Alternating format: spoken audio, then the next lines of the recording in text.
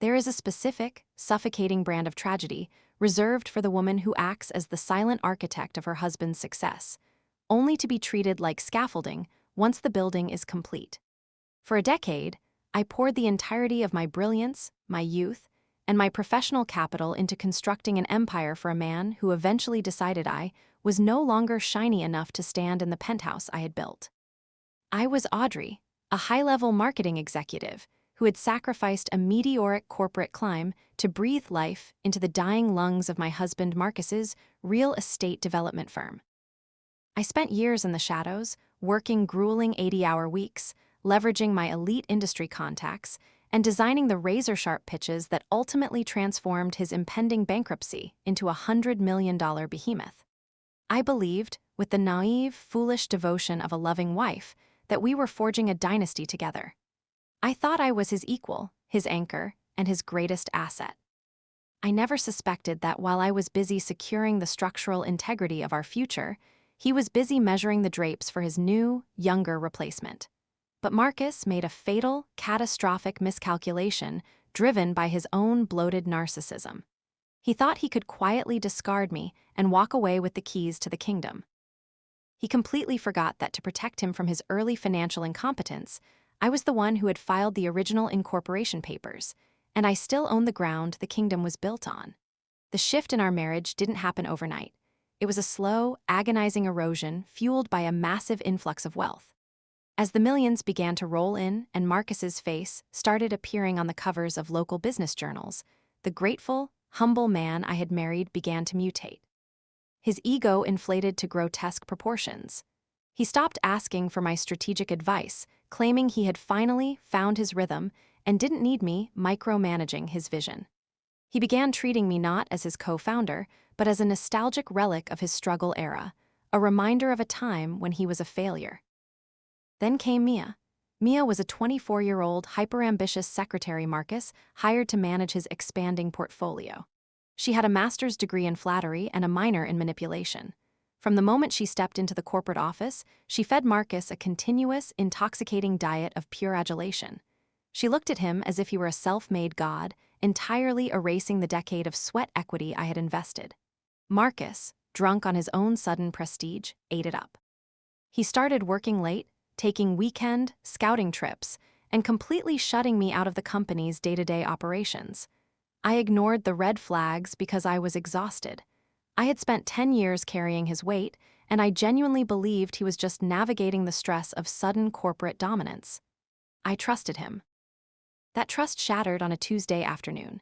I had come home early from a rare spa day, feeling a sudden, strange urge to organize my home office.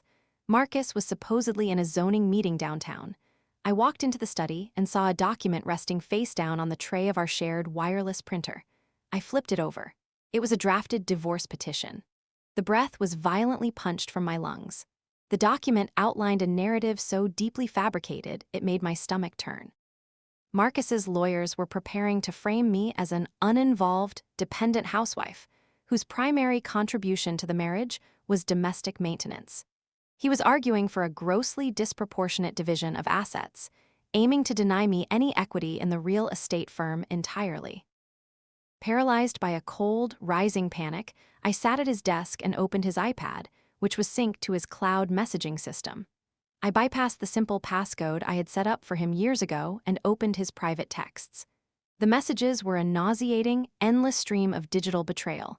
It wasn't just a brief affair, it was a full-blown parallel life. He and Mia had been sleeping together for 8 months. But the heartbreak was immediately eclipsed by a freezing, visceral rage when I read the financial logistics of their romance. Mia, I can't wait to pick out the tiles for the Malibu villa. Are you sure the wire transfer won't trigger an alert? Marcus, don't worry about it, babe. I'm siphoning the funds from the commercial development budget into a blind trust. Audrey doesn't look at the books anymore. In a month, I'll drop the papers, give her a pathetic settlement to keep her quiet, and we'll be sipping margaritas on our new deck. She's clueless. I sat in the silence of my sprawling suburban home, the iPad glowing in my hands. The devoted, heartbroken wife died in that leather chair, and the ruthless corporate strategist who had built his entire world snapped violently awake. He thought I was clueless. He thought I was a stepping stone he could easily kick into the river. He was about to find out exactly what happens when you try to drown the person who built the boat. I didn't scream. I didn't throw his clothes onto the front lawn or call his phone to demand an explanation. In the world of high-stakes corporate warfare, emotional outbursts are the ultimate liability. They tip your hand and give your enemy the opportunity to brace for impact. I needed Marcus entirely relaxed, completely blinded by his own arrogance, and totally convinced of his own genius. I gently placed the divorce draft back onto the printer tray, closed the iPad, and walked out of the office. When Marcus came home that evening, smelling faintly of an expensive perfume that I had certainly never purchased, I greeted him with a warm, placid smile. I poured him a glass of Macallan, asked him about his zoning meeting, and nodded sympathetically as he complained about the incompetence of his junior developers.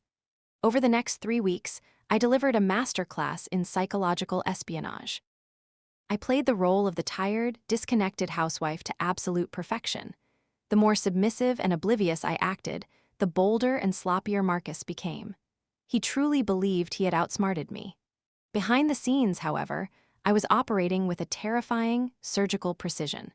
While Marcus was busy spending his afternoons at luxury hotels with Mia, I accessed the firm's internal financial servers. Because Marcus had slowly pushed me out of the daily operations, he assumed I had relinquished my digital access. He forgot that I was the one who had built the company's original IT infrastructure. I still had the master administrative credentials. I spent days conducting a covert, forensic audit of his recent projects. The digital trail he had left was almost laughably pathetic. He had created a series of fraudulent vendor invoices for phantom consulting services, routing millions of dollars of company operating capital into an offshore LLC. He was draining the lifeblood of the company to purchase the Malibu villa for his 24-year-old secretary. It was textbook embezzlement, clear enough to guarantee federal prison time. But the most devastating weapon in my arsenal wasn't his fraud. It was the foundational paperwork of the company itself. Years ago, when Marcus's original firm was drowning in debt and facing severe creditor lawsuits, I had executed a massive corporate restructuring to save us from personal bankruptcy. I had created a new master holding company, Aura Holdings, and transferred all of the proprietary real estate valuation software, the very software that made the firm a $100 million entity, into that holding company. Because Marcus's credit was destroyed at the time, I had registered Aura Holdings exclusively in my name. Marcus, blinded by a decade of wealth and his own inflating ego, had completely forgotten the corporate architecture I had designed to save him. Technically, legally, and irrefutably, his real estate firm was nothing more than a subsidiary renting its software and branding from my holding company. He wasn't the king, he was just an employee. Armed with the proof of his embezzlement and the original incorporation documents, I arranged a secret meeting with the most terrifying, cutthroat corporate litigators in the state. I didn't want a messy divorce, I wanted an absolute annihilation. Together, my legal team drafted an intricate, lethal document disguised as a routine corporate liability shield. It was buried in 70 pages of dense, suffocating tax jargon. The trap was beautifully simple. A week later, I approached Marcus in his home office, carrying a thick binder and wearing an expression of manufactured, frantic panic. "Marcus, we have a massive problem," I said, my voice trembling with artificial anxiety. "My old accountant just called. The IRS is initiating a retroactive audit on my personal holdings from 7 years ago. Because my name is tied to the early tax filings of your firm, they might try to freeze the commercial development accounts pending the investigation. They could lock up everything." I watched the color instantly drain from his face. His eyes went wide with pure, unadulterated panic. He wasn't worried about me, he was terrified that a federal freeze would lock the offshore accounts he was actively using to buy the Malibu villa. An audit. He choked out, standing up from his desk. "Are you kidding me? Audrey, we are in the middle of a massive quarterly expansion. You can't let the IRS touch my company." "I won't," I assured him, sliding the thick legal binder across his desk. "My lawyers worked all night to draft this. It's a corporate liability shield and financial severance. It immediately legally separates your business from my personal assets. It shifts all corporate liability and debt exclusively to your name, effectively shielding your accounts from my audit. But you have to sign it right now, before the IRS files the official injunction tomorrow morning." He looked at the binder. I knew Marcus intimately. I knew he despised reading complex legal documents, and I knew his overwhelming greed and fear of losing his stolen money would completely blind him. "If I sign this, the firm's money is safe?" he asked, his eyes darting to the signature tabs. "Completely untouched," I lied smoothly. Without hesitation, Marcus grabbed his pen and began aggressively signing his name on every marked page. He thought he was saving his offshore accounts. He thought he was severing himself from my sinking ship.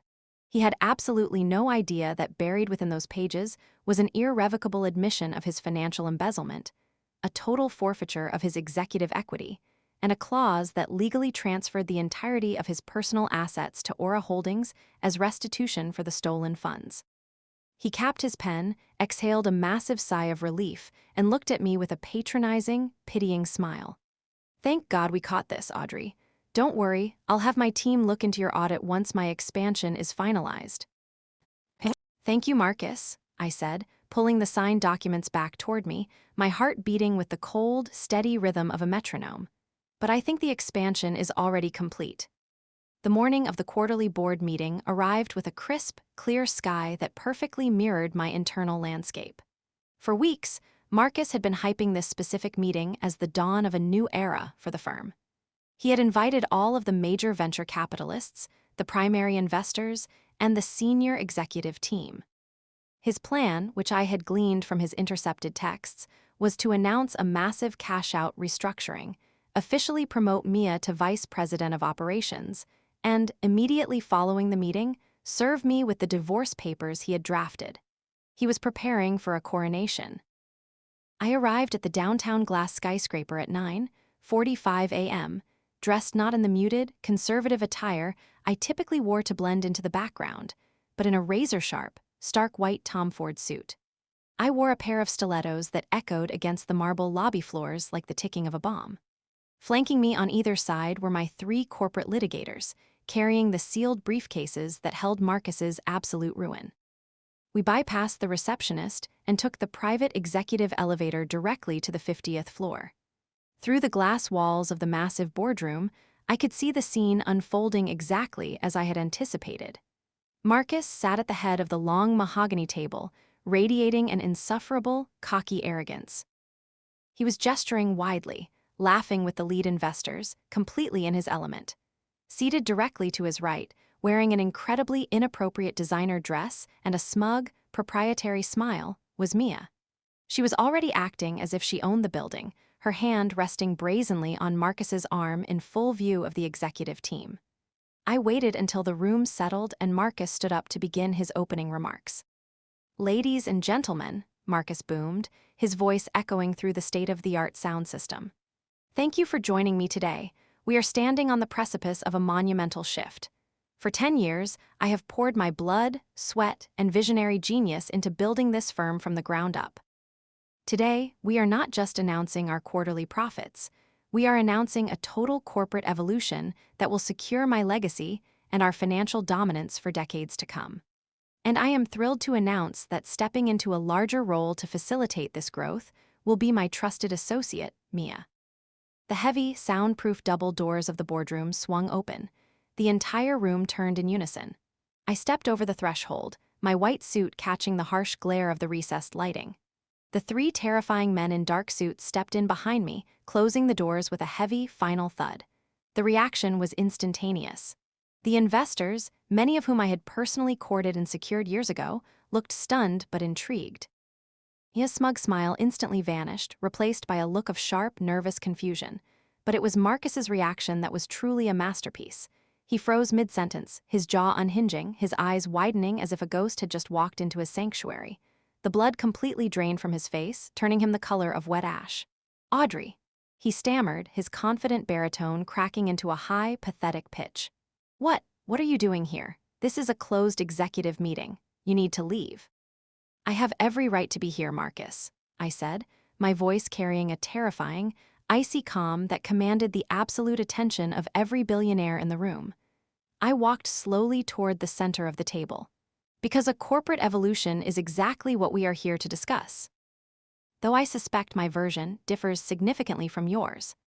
Security, Marcus shouted, his panic breaking through his polished facade. He pointed a trembling finger at me. Get her out of here, she's having a breakdown. Security works for the entity that signs their paychecks, Marcus, I replied smoothly. I snapped my fingers. My lead attorney stepped forward, plugging a secure USB drive into the boardroom's main projection console. The massive digital screen behind Marcus flared to life. It didn't show his projected profit margins. It showed the high-definition, meticulously highlighted forensic audit of his secret offshore LLC. For the past 8 months, I announced to the dead-silent room, the CEO of this firm has been engaging in a systematic, highly illegal embezzlement campaign. He has created fraudulent vendor invoices to siphon over $12 million of company operating capital into a blind trust. I clicked a sleek remote in my hand, and the screen shifted to display the wire transfers, the deed to the Malibu villa, and a very clear, very intimate photograph of Marcus and Mia standing on the balcony of said villa. A collective gasp echoed around the mahogany table. 2 of the lead investors immediately pushed their chairs back in horror. Mia let out a strangled shriek, covering her face with her hands. Audrey, stop. Marcus screamed, lunging forward, his composure entirely destroyed. Turn it off, you're ruining the firm, you're insane. I'm not ruining the firm, Marcus. I'm protecting it, I said, my voice rising over his frantic shouting. Because this firm does not belong to you. My attorney dropped a massive, red-tabbed binder directly onto the center of the table. 10 years ago, I continued, staring directly into Marcus's terrified eyes, when you were drowning in debt and facing bankruptcy, I structured a master holding company called Aura Holdings. I transferred all of the proprietary software, the patents, and the primary corporate branding into that entity to save you from your own incompetence. Aura Holdings is the sole legal owner of this enterprise. And Aura Holdings is registered exclusively in my name. Marcus stumbled backward, his hip hitting the edge of the table. No, that's impossible, we're married, half of this is mine. Not anymore, I whispered. I signaled to my attorney, who pulled out the document Marcus had signed just a few days prior. That IRS liability shield you signed on Thursday? I asked, a cold, merciless smile finally breaking across my face. It was a post-nuptial severance agreement. You legally confessed to the financial fraud. You assumed sole responsibility for the $12 million in embezzled debt. And you irrevocably forfeited all of your remaining executive equity as restitution to my holding company. I took a step closer to him, the air around us thick with his absolute, inescapable ruin. You aren't the king, Marcus, I said, my voice dropping to a lethal register. You're just a rogue employee, and you are officially terminated. The silence in the boardroom was no longer just heavy, it was a physical weight, pressing down on Marcus until he looked as though he might physically collapse. The executives and investors, the people whose approval he had sought like oxygen, were staring at him not with awe, but with absolute, profound disgust. The myth of the self-made genius had been shattered, revealing the pathetic, thieving parasite underneath. The lead investor, a notoriously ruthless venture capitalist named Richard, stood up slowly. He adjusted his suit jacket, his eyes locked on Marcus with a gaze that could freeze water. Mr. Vance, Richard said, his voice quiet but deadly. We poured tens of millions of dollars into this firm based on the assumption that our capital was being managed by a competent visionary, not a common criminal funding his secretary's real estate portfolio. Given the undeniable evidence of fiduciary breach, embezzlement, and corporate fraud, the board formally recognizes Ms. Vance as the sole controlling entity of Aura Holdings. Your termination is effective immediately. Furthermore, our legal team will be cooperating fully with federal authorities regarding your offshore transfers. Marcus's entire world disintegrated in the span of 30 seconds. He looked around the room wildly, desperate for an ally, a lifeline, a shred of the respect he had commanded just 5 minutes earlier. But every face was turned away from him. He turned his frantic gaze to Mia. Mia, tell them the villa was an investment property. Tell them I was restructuring the portfolio for the firm's benefit. Mia, who had been shrinking back into her leather chair, suddenly snapped into a terrifying survival mode. She looked at the projection screen detailing the millions in stolen funds, then looked at the legal documents proving Marcus was entirely broke and about to face an insurmountable mountain of debt and potential prison time. The luxurious future she had manipulated him for was gone. She stood up abruptly, smoothing down her designer dress, her face contorting into a mask of offended innocence. "I have absolutely no idea what you're talking about, Marcus," Mia said loudly, making sure the entire board heard her. "I am just an administrative assistant. I was completely unaware that you were using stolen funds to purchase property. If you involved my name in your illegal activities, I will be seeking my own legal counsel. Do not drag me into your mess." Marcus stared at her, utterly shell-shocked. The ultimate betrayal. He had traded a loyal, brilliant partner for a woman who viewed him as nothing more than a walking ATM, and the second the screen read 0, she abandoned him without a blink. Mia grabbed her purse, offered a nervous, apologetic nod to the board, and practically sprinted for the boardroom doors, fleeing the sinking ship before the water even touched her ankles. Marcus was left standing completely alone at the head of the table. He turned back to me, the arrogance completely gone, replaced by the pathetic, sniveling desperation of a man who realized he had just destroyed his own life. "Audrey, please," he choked out, tears actually pooling in his eyes as he took a step toward me. He reached out, his hands trembling. "I was stupid. I was out of my mind. The money, the pressure, it changed me. But we built this together. You're my wife. Please don't do this.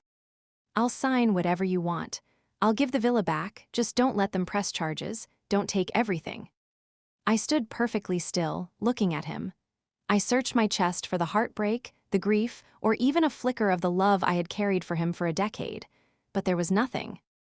The emotional well was entirely dry. I didn't feel anger. I only felt a cold, crystal-clear indifference. "You took everything the moment you drafted those divorce papers, Marcus," I said, my voice flat and devoid of mercy. "You tried to erase my existence to fund your ego. I am simply fulfilling the reality you asked for." I turned away from him and looked at the 2 massive security guards who had entered silently behind my legal team. "Escort Mr. Vance off the premises," I ordered. "He is no longer permitted in this building. Ensure his access badges are confiscated." "Audrey, no, please." Marcus screamed as the guards flanked him, grabbing him roughly by the arms. He struggled, a pathetic, undignified thrashing, but the guards easily overpowered him, dragging him backward toward the exit. "I made a mistake. Audrey, please." I didn't flinch, I didn't blink.